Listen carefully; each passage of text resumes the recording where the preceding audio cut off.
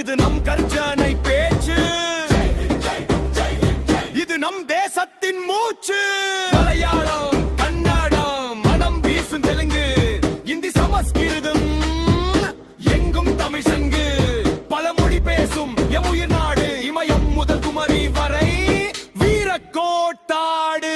அலைகளின் சங்கமம், கலாச்சார பேட்டை, சுமை கடந்த நம் இந்திய கோட்டை. இன்றைய இளைவின் இந்தியாவின் கண்கள், வெற்றி பாதையில் விரிகின்ற பெண்கள், விளையாட்டு மைதானம், விண்வெளி ஆராய்ச்சி எல்லாம்